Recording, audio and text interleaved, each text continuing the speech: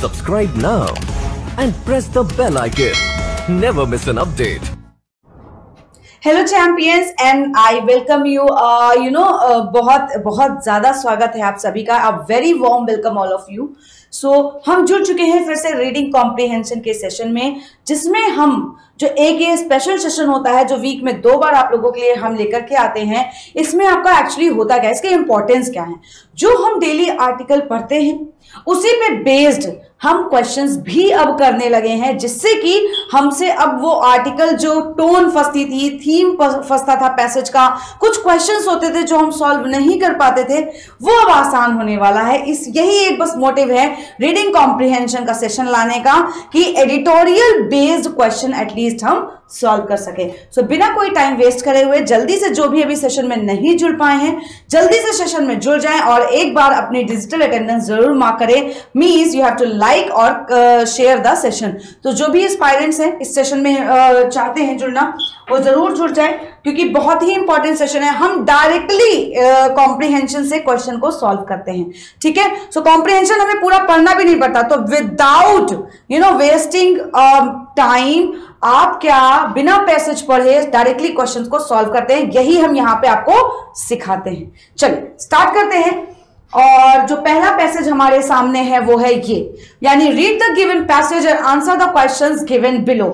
So basically the passage आपके सामने है और सबसे पहला ही क्वेश्चन आपकी स्क्रीन पे आ गया है कि you have to just tell the central theme of the passage. मतलब इसका सेंट्रल आइडिया और मेन आइडिया आपको बताना है पैसेज का।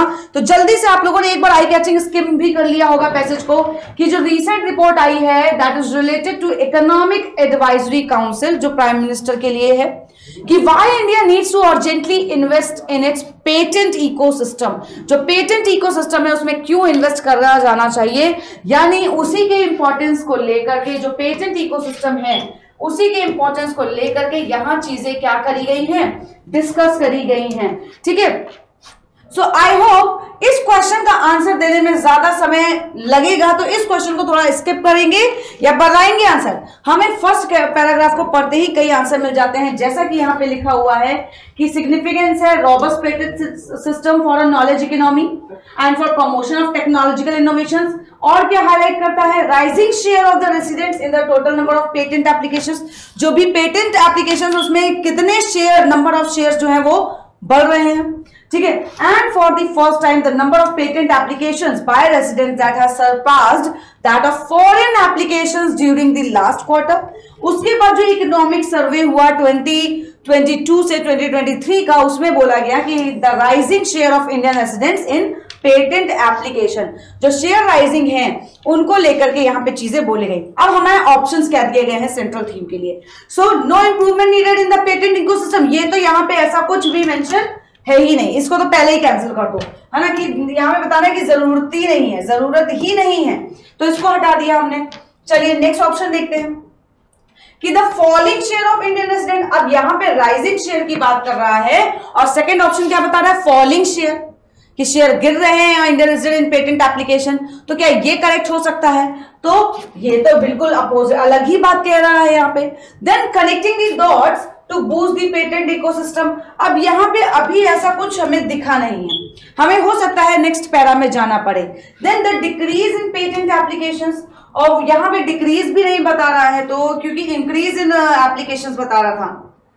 यही लास्ट लाइन अभी लिखी हुई थी, जो इंक्रीज, हाँ, number of patent applications by resident has surpassed that of foreign applications. यहाँ पे भी इंक्रीमेंट की बात कर रहा है। The fall in total number of payment, fall भी बता रहे हैं कि जो फाइल की गई है इंडिया में वो भी गिर रही हैं। सो ये भी अलाउड नहीं है, मतलब ये भी रॉन्ग हो गया। अगर इसी पैसेज के अकॉर्डिंग देखें तो 4 ऑप्शन तो हमारे एलिमिनेट हो गए, तो सेंट्रल थीम क्या बची हमारे पास, सिर्फ ऑप्शन नंबर 3। तो आंसर हो जाएगा connecting the dots to boost the patent ecosystem. मतलब हर वो तरीका अपनाना है जो पेटेंट इकोसिस्टम को क्या करे, जोड़ करके रखे और आगे बढ़ाए, ठीक है। चलो नेक्स्ट क्वेश्चन में बढ़ते हैं, और ये कनेक्टिंग द डॉट्स का जो आंसर है वो आपको यहां से मिल सकता है, क्योंकि ये देखो लिखा हुआ है closely to connect the dots so that appropriate measures are adopted to improve the patent ecosystem. ये लाइन यहां पे मेंशन है, ठीक है। तो हमें ऑप्शन के थ्रू पैसेज में जब हम जाते हैं ना तो काफी इजी हो जाता है। Now you have to choose the synonym of the robust. Robust का आपको सिनोनिम चूज करना है। रॉबस्ट का मीनिंग क्या होता है?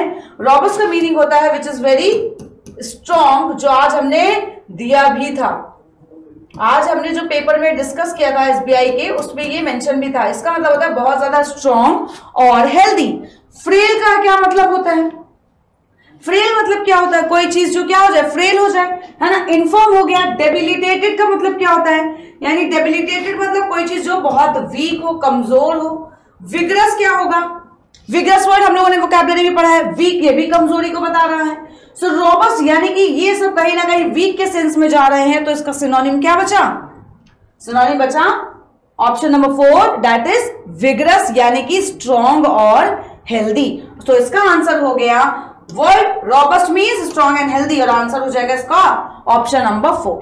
हमें कोई बिल्कुल टाइम लगा? नहीं लगा ना? चलो आगे बढ़ते हैं। According to the passage, what will improve the patent ecosystem in the country?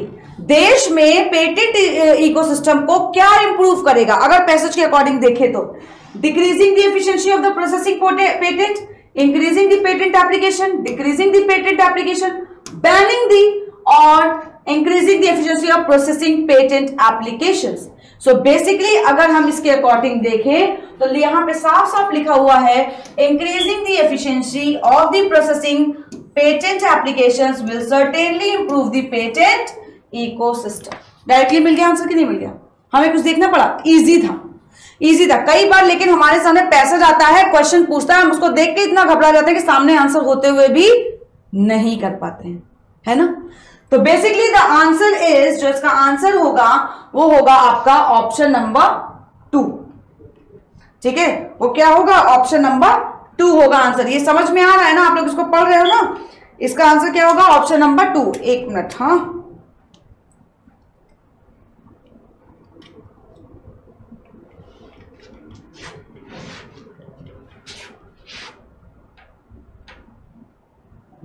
Next, यानी यहां पे अगर हम देखें तो इसका आंसर सॉरी ऑप्शन नंबर 2 नहीं है। इंक्रीजिंग द एफिशिएंसी पढ़ा मैंने, वहां पे आंसर बोल रही हूँ ऑप्शन नंबर 2। थोड़ा सा रिमोट वर्क करना बंद कर दिया।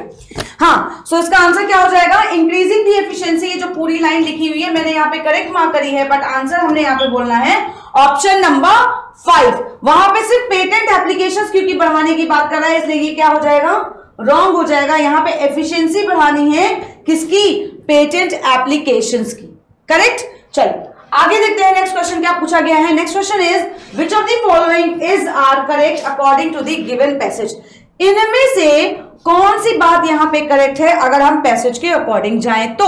सो first one is the number of patent applications by resident has surpassed that of foreign application.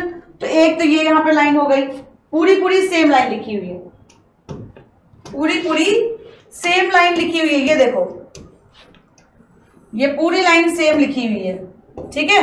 ये तो यहां से मिल गई, यानी ये बात तो क्या है? करेक्ट है, प्रूव हो गया।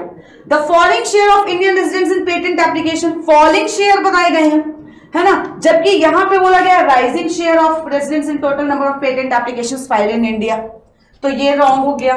Then total number of patent application filed in India decrease during the last decade, जबकि ये क्या हुए हैं? डबल हुए हैं, यानी कि और 2 गुना बढ़ गए, तो ये भी रॉन्ग हो गया। तो सीधे सीधे हमें आंसर मिल गया क्या?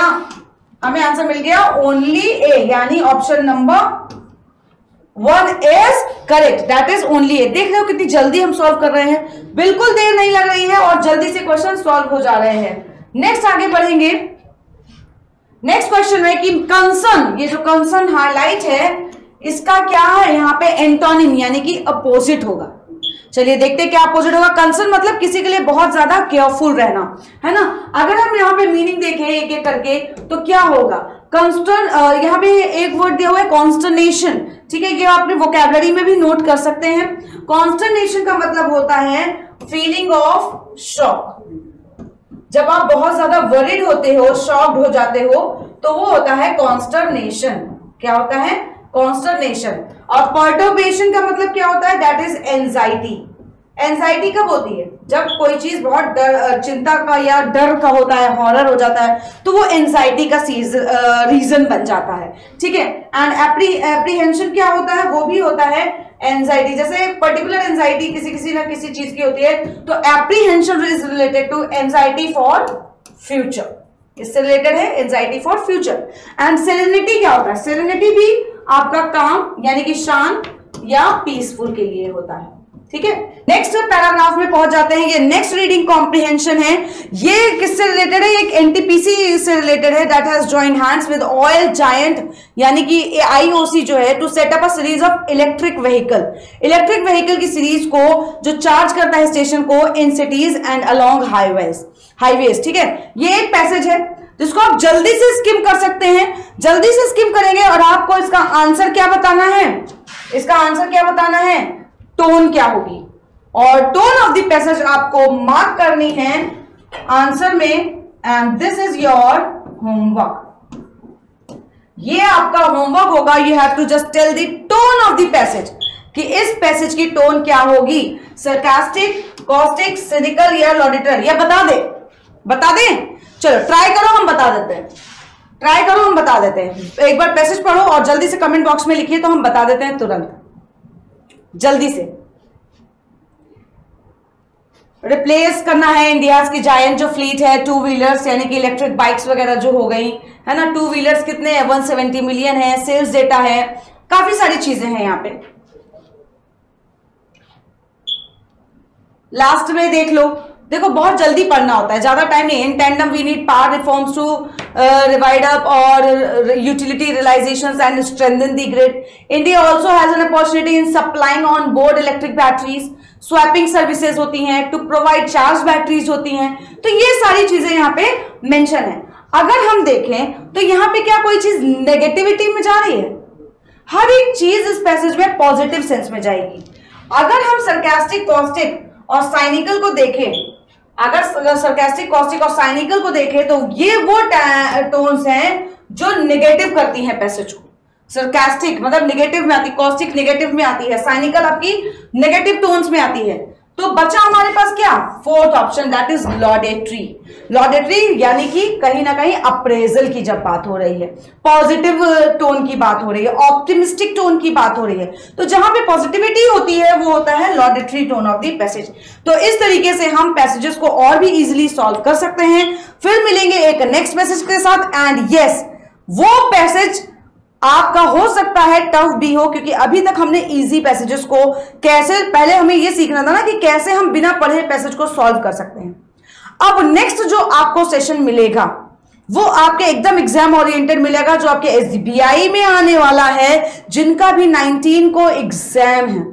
ठीक है, यानी सैटरडे को एग्जाम है, वैसे सैटरडे को आएगा तो 20 को जिनका एग्जाम है एटलीस्ट वो जरूर मिल जाएगा, क्योंकि 19 जो एग्जाम देके आएंगे उस रिव्यू के अकॉर्डिंग ही हम आपको रात में वो पैसेज जरूर पढ़ाएंगे ताकि 20 का एग्जाम आपका अच्छा हो जाए। सो टिल देन आप लोग को अब गुड नाइट, और अच्छे से ऐसे ही पढ़ते रहिएगा। कल सुबह फिर जुड़ना मत भूलिएगा मेरे साथ eight 7:30 AM in the morning for the editorial and vocabulary session।